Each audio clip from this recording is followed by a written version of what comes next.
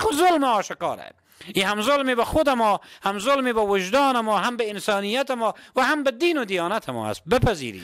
بسم الله الرحمن الرحیم. عرض سلام و ادب و احترام دارم خدمت شما دوستان گرامی و ارجمند. امیدوار هستم در هر جای از دنیا که زندگی میکنید صحت کامل برخوردار باشید. دوستان، امروز متاسفانه با یک حادثه المناک و غمناک روبرو شدم. البته این اولین حادثه نبوده، یعنی یکی از حوادثی بوده که امروز متوجه شدم. قبل از او هم متعدد خواهران ما با این موضوع مراجعه کردن، چی در دفتر ما و چی هم در دفاتر دیگر. خواهر امروز آمده، اشک در چشمان او حلقه زده، دل پر از درد داره، گریه میکنه، ناله میکنه. میگم چی شده خواهر؟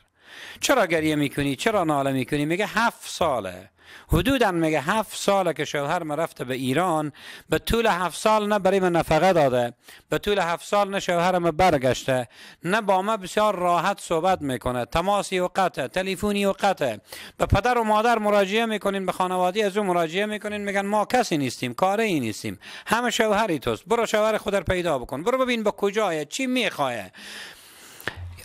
آنچه که مهم دوستان گرامی اینه که این خواهر و این دختر ما بیاییم در یک لحظه به جای خود قرار بدین. فرض کنیم همین خواهر ما باشه، فرض کنیم همین دختر ما باشه، چی حالتی رو داریم؟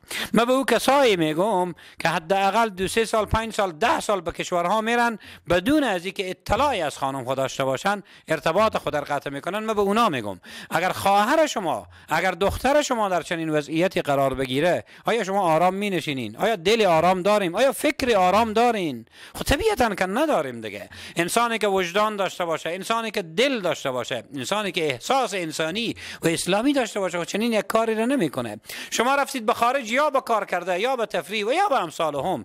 6 سال 5 سال 7 سال شده خانم به قید شماست، خانم در نکاه شماست، نمیتونه آزاد باشه، نمیتونه بیرون بره، نمیتونه ازدواج بکنه، نمیتونه نفقه اولاد شما رو بده. چه معنا داره؟ یعنی این زندگی انسانی نیست. این مفکوره اسلامی نیست، مفکوره انسانی نیست. حداقل از خدا بترسیم. اگر وجدان ما وجدان قوی نداریم، حداقل از خدایی که روزی از ما پرسان خواهد کرد از او خوب بترسیم دیگه. یا حاضر شویم سرنوشت این خانم رو معلوم کنیم که خانم ماست، زندگی ماست.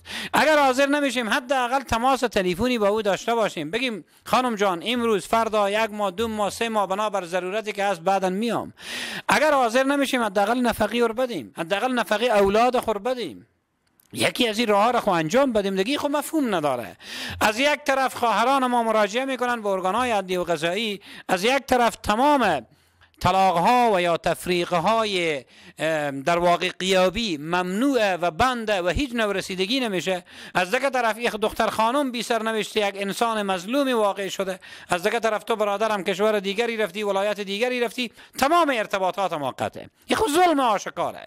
این هم ظلم به خود ما، هم ظلم به وجدان ما، هم به انسانیت ما و هم به دین و دیانت ما است. بپذیریم. بنابراین آنچه که مهمه اینه که این معضلات رو کم بکنیم. اگر بیرون میریم، قبل از اینکه بیرون از کشور میریم، نمیخوایم خانم رو ببرین، همین موضوع رو با خانم حل کنین، همین مسئله رو معلوم کنیم، سرنوشت خانم خود معلوم کنیم. اگر میریم مدتی رو میستیم، میبینیم که انتظار زیاد میشه و در واقع حضور شما در کشور دیگر زیاد میشه، همون حضور خود رو کم کنیم، بیایم با سرنوشت رو معلوم کنیم، پس بریم، یا حداقل نفقه بدیم، یا حداقل خانم خود رو به نحو انتقال بدیم به نزد خود دیگه. این مشکلاتیه که هر یکی از ما باید دست به دست هم بدیم تا این مشکلات مرفوع بشه و آرام آرام دیگه ما در واقع رنج و درد برای مردم خود، برای خواهر خود، برای برادر خود و برای هیچ یکی از ملت و مردم شریف خود در واقع نبینیم و شاهد نباشیم ان شاء الله.